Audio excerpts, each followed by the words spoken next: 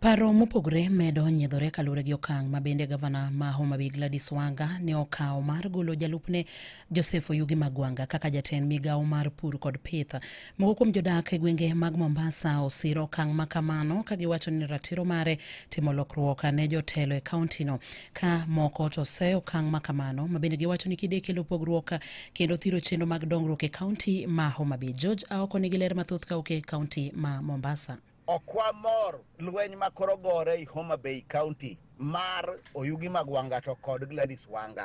Gladys Wanga nyawang'aya. Gima dwa kwayi teri mos ne ng'ato pingi to kendo ichakiti kode otachiel. Mano kinyal nyalre kaka dichiel. Ok Gladys otimo maber kabisa kendo gitedo dwat mimoleo noro mero time chon machi bendo romo bedo puonj kuom deputy ma governor ma Nyanza wagi nikech ka omietel mathindo koro olies malo pass mar stima. Mago mana moko kuom paro mochwal gi moko kuom jodak Mombasa kaluwore gi lokruoge mane governor ma Homa Bay Gladys Wanga otimo e tend county no. Kane giloso gi nyakalondo mar Ramogi, Benadu Chieng' man jadak Maweni koni en ratiro mar gavana Wanga timo lokruok e telo mare koneno ka ng'ikruok nitiere. Deputy mar ng'ato en rombe nene bo ng'acha ma gima ng'acho wacho notimo nade oluwo gima ng'acho wacho notimo nade oluwo Yudiang ok nyal bet maduong' malo tung biang nyaka neno ok nyal bet ok nyal wuok ni jalup ng'ato idwa wuok tung mosuo kiyawo skundi ni skundi to ndiko japuonj moro ma puonjo skundi kanyo to en ska jonyuol biro to en skundi ka to jonyuol mabiro ginyise na skul kuma puonje dok ber ahinya magi kidwa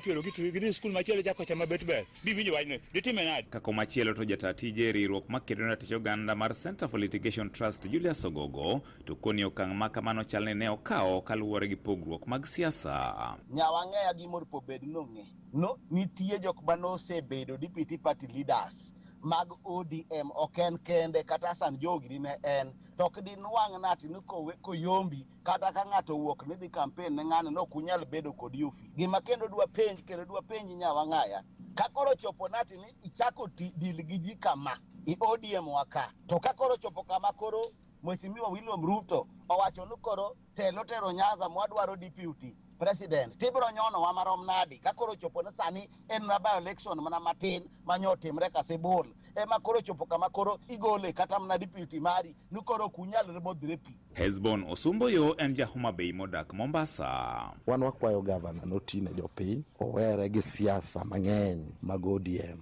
Ana wuoyo kaka ng'ama ni kod CIDP plan mar Central Ward 2022-2027.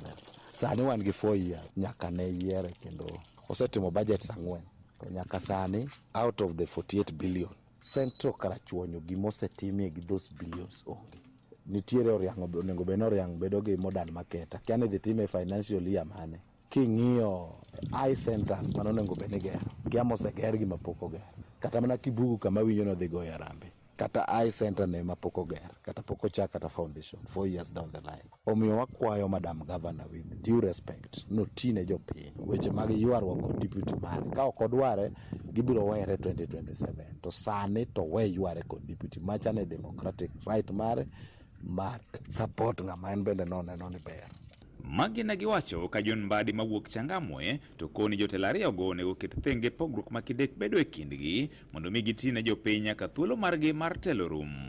Gavana dog chien otiya kod jalupne Oyugi Magwanga korito 2027 gitiek tam margi koromo 2027 onyalo yiero deputy governor machielo to kiko keti tension mani koro jalupne ogwe tao gik machalo kamagi. Bang'e tibiro yudo ka oganda makwar matindo mane piny ema ok yud dongruok monego giyudi. Seche makamagi en seche mag maendeleo, en seche mag dongruok. Siasa mar yiero madundo makasepol ne oserumo. Ne Radio Ramogi e kaunti ma Mombasa, an George Aoko.